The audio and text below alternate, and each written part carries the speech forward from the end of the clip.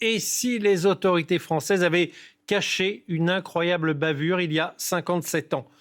Le 11 septembre 1968, il est 10 heures du matin, il fait parfaitement beau au-dessus d'Ajaccio. Une caravelle, c'était le nom des avions les plus fréquents à l'époque en France. Une caravelle décolle d'Air France, direction Nice, avec 95 personnes à son bord. 50 minutes de vol qui s'annoncent tranquilles, mais la caravelle n'arrivera jamais à Nice, disparue en mer, là où vous voyez à peu près la croix, au large du Cap d'Antibes. Alors, simple panne ou autre chose? Aujourd'hui encore, l'enquête sur les causes de ce drame se poursuit. L'épave, elle est localisée. La justice fait réaliser des photos sous-marines qui permettent de relancer l'enquête. Le point, avant tout, avec Michel Bernoin de France 3 Côte d'Azur.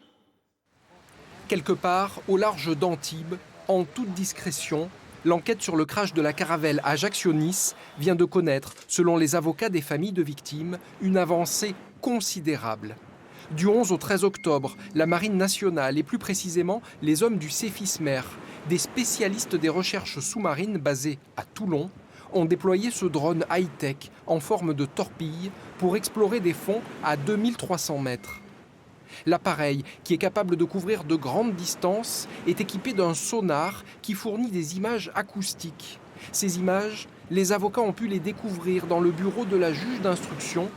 Dans un communiqué, il révèle « De nombreuses pièces de la carlingue de l'avion ont été identifiées, de même surtout que la queue de l'avion et ses réacteurs. » Ces recherches ont été ordonnées par la juge d'instruction saisie de l'affaire à la demande du procureur de Nice.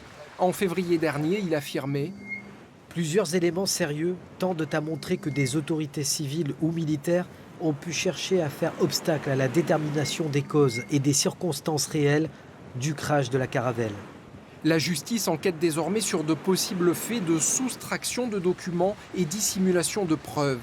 Car dans les mois qui ont suivi le crash, des tonnes de débris et même la boîte noire de l'avion avaient été remontées à la surface avant de mystérieusement disparaître. De quoi conforter les familles des victimes dans leur certitude que l'État leur cache la vérité, que l'avion a été abattu accidentellement par un tir de missile de l'armée française qui réalisait ce jour-là des essais dans la zone. Désormais, une expertise doit déterminer les conditions d'une nouvelle campagne de prise de vue sous-marine, voire même d'une opération de récupération des pièces, afin qu'elles soient analysées à terre.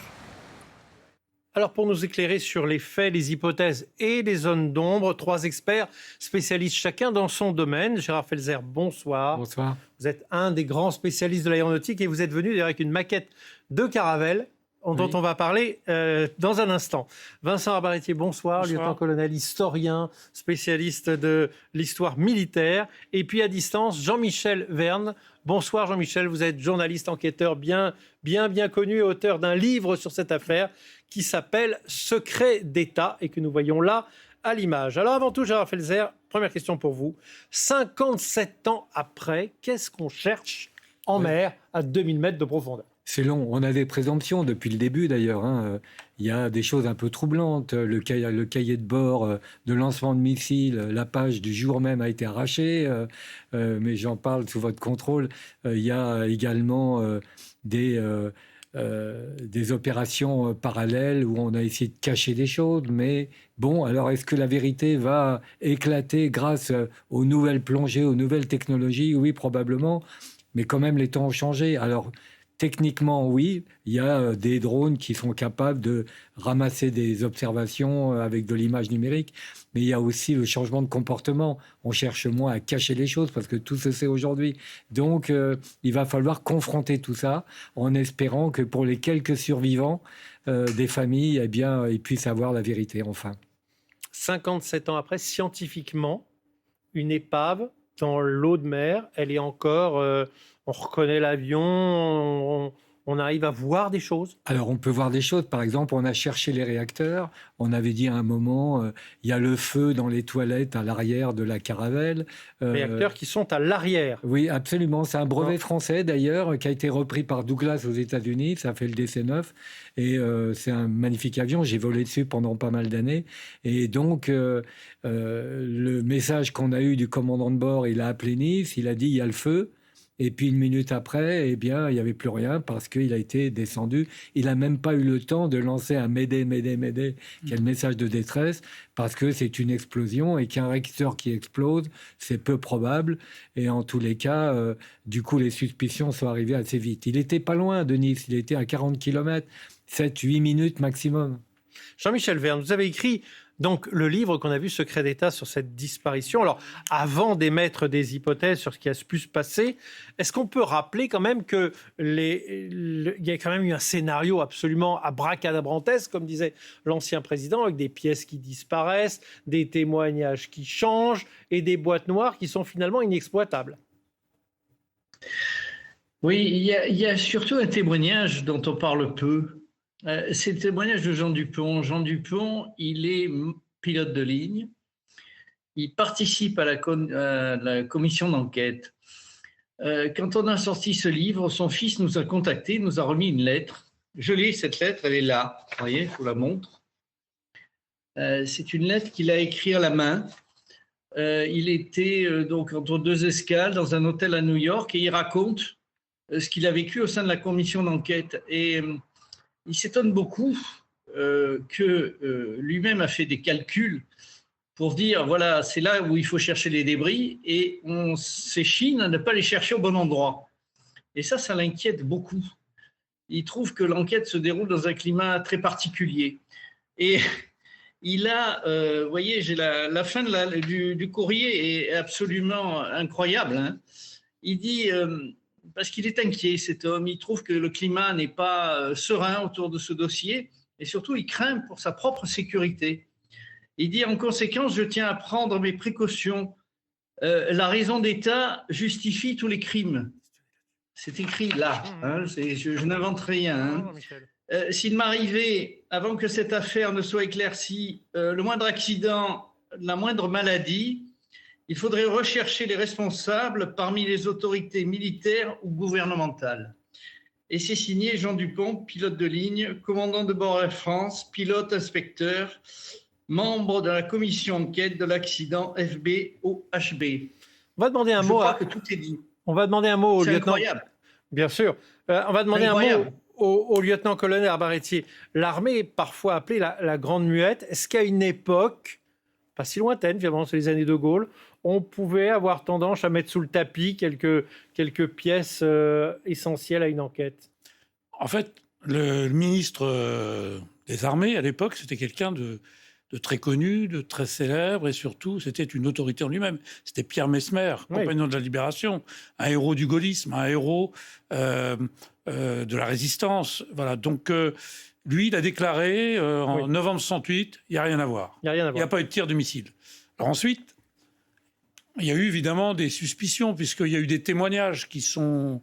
On va en écouter un dans un instant. Donc de soldats appelés, même de sous-officiers. Donc tout ça est bien ennuyeux. Dans les archives, elles ont été déclassifiées en 2019, donc il n'y a pas grand-chose. Donc c'est l'époque de la raison d'État aussi. Hein. L'affaire Ben Barka, c'était 3 ans avant. Je ne sais pas si vous en souvenez.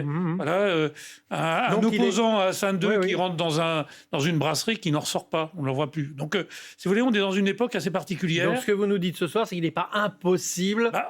L'enquête le prouvera. Hein, mais pour l'instant, si vous voulez, je pense qu'il faut toujours contextualiser. Lorsque le procureur de Nice dit aujourd'hui il y a une volonté de masquer un certain nombre de réalités, c'est possible. Tout est toujours possible. Le tout, c'est de le démontrer. Eh bien, je vous propose qu'on écoute. Pardon, la première chose qu'on dit quand on a fait une connerie, pardon du terme, on va voir son chef dans l'armée, c'est la question qui revient, est-ce que quelqu'un t'a vu? Déjà, on résume bien la situation. Et en plus, on a peut-être le témoignage du marin à bord du Suffren. Eh bien, je vous propose qu'on l'écoute. Gérard, vous êtes parfait. Récemment, un homme a tenu à témoigner devant les gendarmes et sa déposition a été versée au dossier. Il était militaire et le 11 septembre 68, il dit qu'il participait à une opération confidentielle sur une frégate au large du Var. On était parti en exercice et on a tiré un missile Mazurka. Et 10 minutes après, à peu près, on a une annonce faite par le commandant qui nous dit que il y a eu un crash d'avion et on doit se dépêcher sur place. En croisant les membres d'équipage, en rentrant à nos postes, on croisait les regards, on disait tiens, il s'est passé un truc, on a peut-être fauté. Enfin voilà, on se doutait qu'il y avait peut-être une relation qui avait fait. Reportage pour France 3 Côte d'Azur de Jean-Bernard Vitiello, que l'on salue, parce que je sais qu'il nous regarde.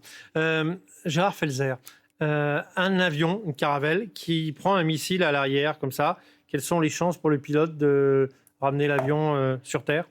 Si un moteur s'arrête, ça m'est déjà arrivé sur ce type d'avion d'ailleurs, il reste un autre moteur qui est capable de nous mener à bon port. Si c'est une explosion, ça peut entraîner une dégradation de la gouverne de profondeur. Il se met à piquer et là, ça devient très grave.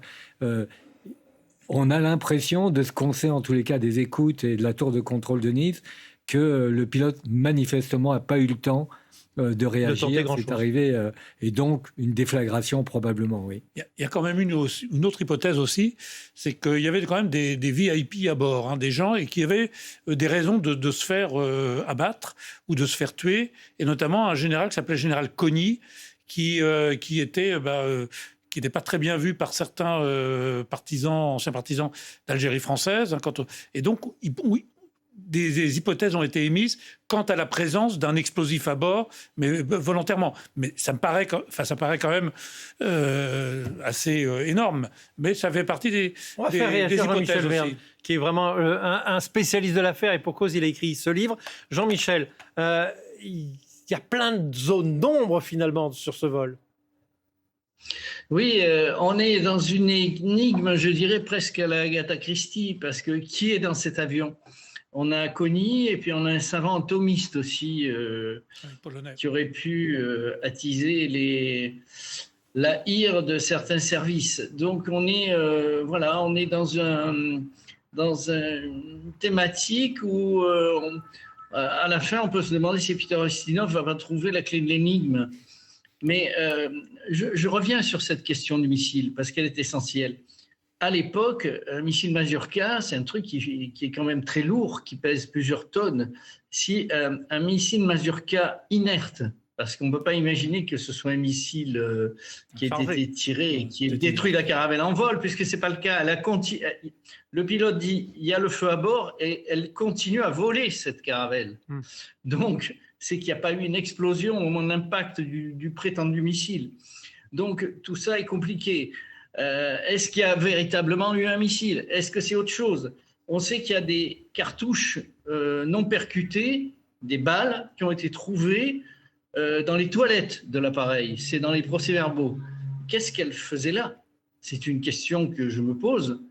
On voit qu'on a une multitude de pistes, que celle du missile est peut-être envisagée, mais ce qui est intéressant quand je parle de Jean Dupont, c'est que Jean Dupont dit moi, je ne suis pas du tout certain que ce soit un missile qui ait touché la caravelle. Mais il est certain qu'il se passe un truc bizarre. Ce qui m'étonne, c'est qu'on ne va pas chercher les débris là où ils sont. Et ça, c'est très curieux parce que, je ne sais pas si vous voyez le communiqué du parquet de Nice, mais il est étonnant. On a déterminé une zone de 8 km² et en 30 heures, on a trouvé les débris. Donc ils étaient 60 ans après, je trouve ça un peu étonnant. Les questions que vous posez, Jean-Michel... alors que cette zone, elle avait été déterminée presque 60 ans avant par M. Jean Dupont, qui avait pris une caravelle, qui avait refait les parcours, qui avait dit c'est là qu'il faut chercher et on ne cherche pas. Et 57 ans après, on trouve à cet endroit-là les questions que vous posez. Eh bien, les familles des victimes se les posent évidemment aussi.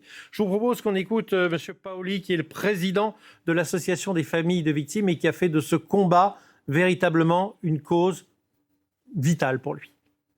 On veut simplement qu'ils fassent une reconnaissance de l'erreur qu'ils ont faite. C'est tout ce qu'on réclame. Pas d'argent, pas de jugement, rien du tout. Le deuil. On veut qu'on fasse notre deuil. Ça, c'est important. Mathieu Paoli, donc président de l'Association des victimes, principalement c'était des Corses et des gens du Sud, puisque c'est une caravelle qui, je vous rappelle, reliait Ajaccio à Nice. Gérard Felzer, je me tourne vers vous en tant que pilote. Quelle est votre intime conviction ? Moi, j'ai l'impression que ça converge vers le missile qui a été tiré par une maladresse ou un avion cible qui était dans le coin. En tous les cas, il y a une origine militaire, me semble-t-il. Maintenant, dans quel cas? Il y a d'autres cas où des avions, notamment un Malaysia au-dessus de l'Ukraine, Oui.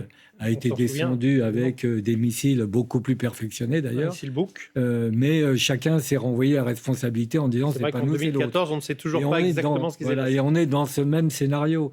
Donc c'est assez délicat. On a aussi, il n'y a pas que des missiles, il y a aussi des avions de chasse qui ont pris pour cible d'autres avions. On a eu les Israéliens qui ont descendu un avion de la Libye parce que le gars s'était paumé, un équipage français d'ailleurs en détachement. Et il était descendu, il a fait demi-tour, etc. Et donc, aujourd'hui, ça paraît improbable d'avoir ce même scénario, mais à l'époque, c'était possible. On pouvait cacher des choses et faire en sorte qu'il y ait un minimum de témoins. Même question aux militaires que vous êtes. Quelle est votre intime conviction? Non, moi je pense que ça peut être... ça pourrait être, pourquoi pas, un missile si tant est qu'un missile était tiré dans la zone, mais vous vous souvenez, il y avait des avions de chasse qui étaient effectivement en manœuvre. On rappelle qu'il y a un polygone de tir autour de l'île du Levant. Qu'est-ce que c'est en un mot, un polygone de tir? C'est un champ de tir où on a à la fois le lanceur et puis parfois les réceptacles.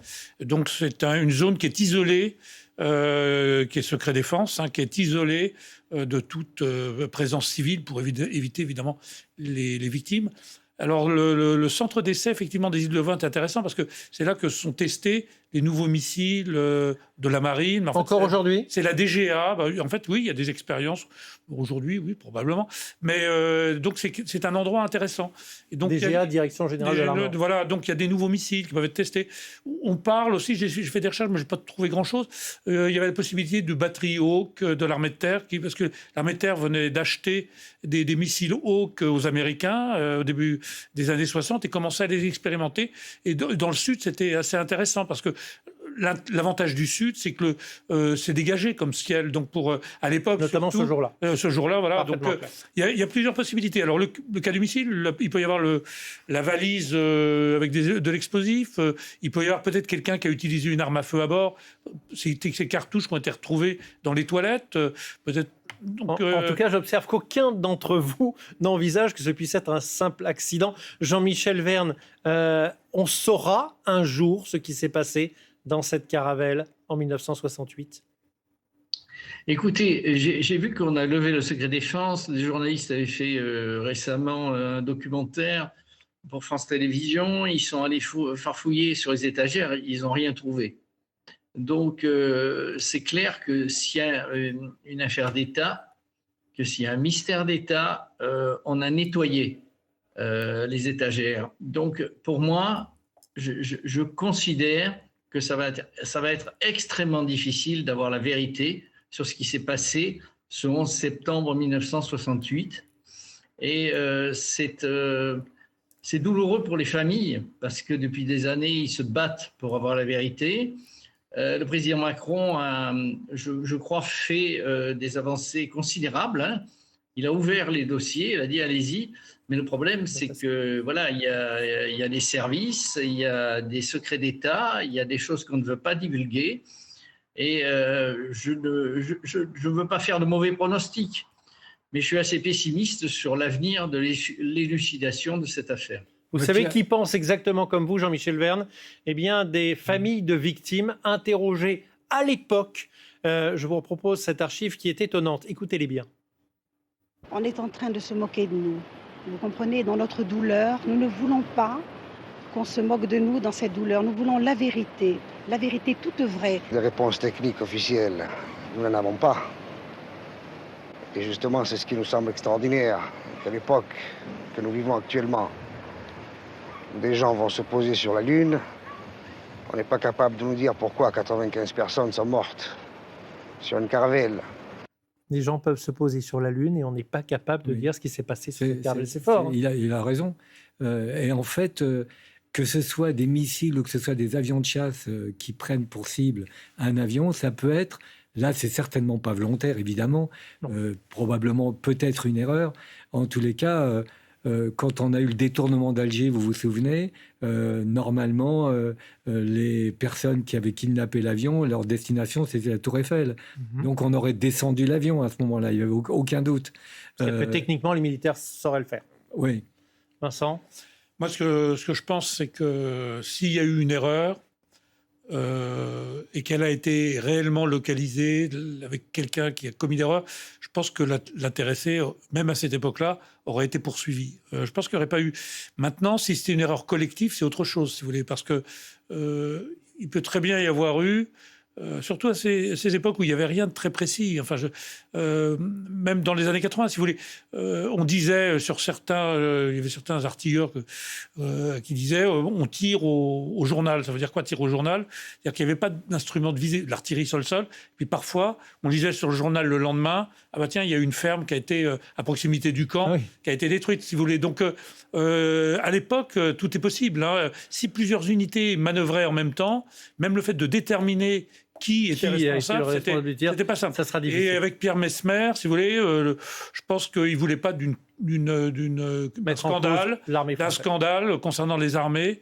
Et donc, ce n'était pas sur lui qu'il fallait compter pour faire quelque chose de transparent. Enfin, à mon avis. Hein. Je vais vous remercier, messieurs, et je vais vous raconter une histoire personnelle sur ce fait divers. Figurez-vous que lorsque je suis rentré à France 3 Côte d'Azur, il y a de nombreuses années, on nous racontait déjà à l'époque que les renseignements généraux étaient venus le jour même à France 3 Côte d'Azur, le 11 septembre 68, supprimer toutes les images qui avaient été tournées. C'est bien le signe qu'il y a quelque chose de pas très clair qui s'est passé ce jour-là. Ça intéresse notamment la Corse dont est originaire Jean-Christophe Galeazzi, que vous allez retrouver dans un instant pour le grand journal de 23h. Je vous remercie beaucoup de votre attention. L'info continue, bien sûr, sur France Info.